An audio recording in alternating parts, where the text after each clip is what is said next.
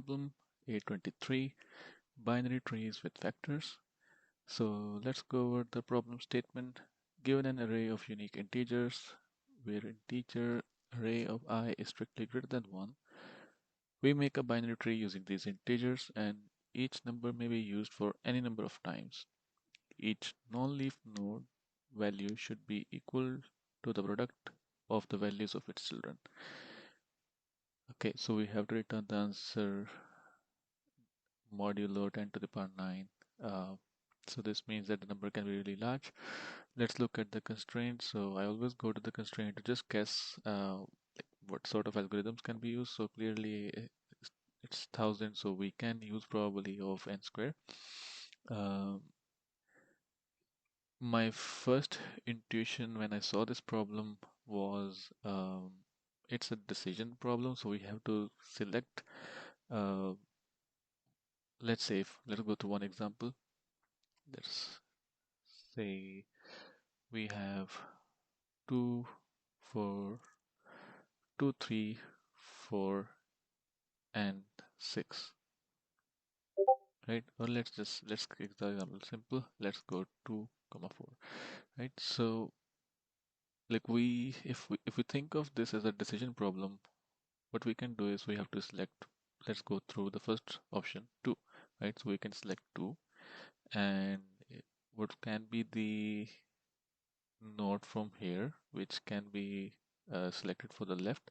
It can be either 2 or 4, again a decision problem, or it can be 2 or 4, right? So none of these is actually equal to the product of this, right? So what we can say, this returns nothing, this returns nothing, so this itself is just 1, so there will be 1 tree, right?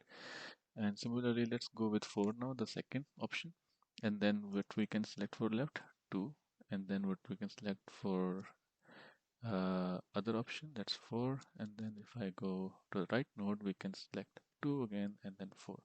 So 4 comma 4, 4 comma 2 does not lead to multiplication of 4, multiplication result of 4, but 2 comma 2 does result it, right? So that's one option, right? And what we can do, we can now test, hey, are there any trees that can basically result to 2 comma 2, basically a product of 2, right? So is there any subtree, right? So that can be 2 comma 4, 2 comma 4, right? So as you can see, it leads to no option. We already tested it earlier. So what we can see from here, what we can observe from here, it's actually a DP problem, right? Because we saw this earlier, this exact same problem. So somehow we have to cache this so that if this problem is encountered later on, we can just use the cache, right? So let's try to solve this. I have already solved this, but again, just to solve it from scratch, um, I will just use LRU cache decorator in Python to just quickly cache. So again, as I said, we can loop through each element of this array, and each number is unique or not. I'm not sure if they specified it as unique, but again, what we can do is we can create a set of this array, and let's say I pass in the parent. Okay, now let's initialize count as 1 because parent, like the node in itself, is obviously a 1 solution, so count is 1. So now what I can do is for I in S, if let's say um,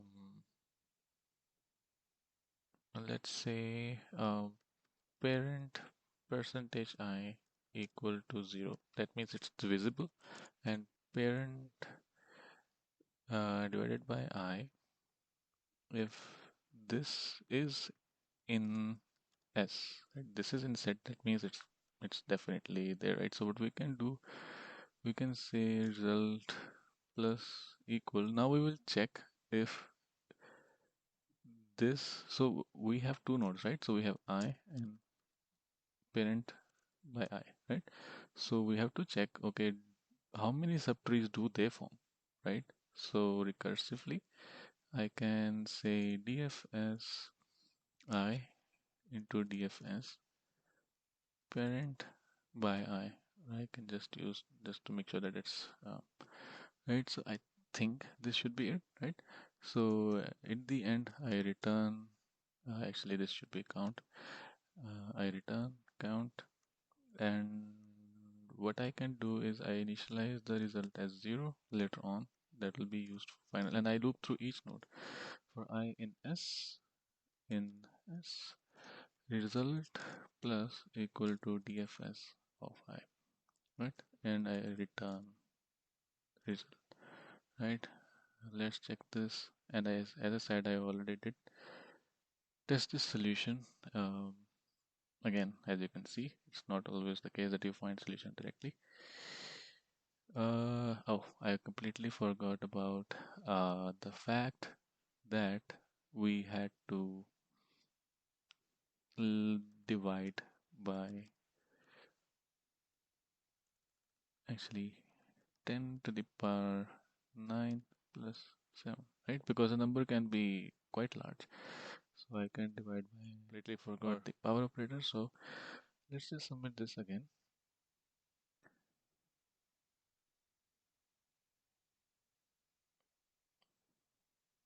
Okay, this works. So yeah, it's not as performant, and definitely there is a non-recursive solution. But this is what I thought when I was solving this problem, and I definitely went through the other solution, which you can actually see for free uh, here. So please do check it. As I said, I think it's always better to just view different solutions, view different perspectives, just to get a rough idea, and it also builds your muscle memory, like different patterns, right? So yeah, I think that's everything for today, and see you later, guys. Bye.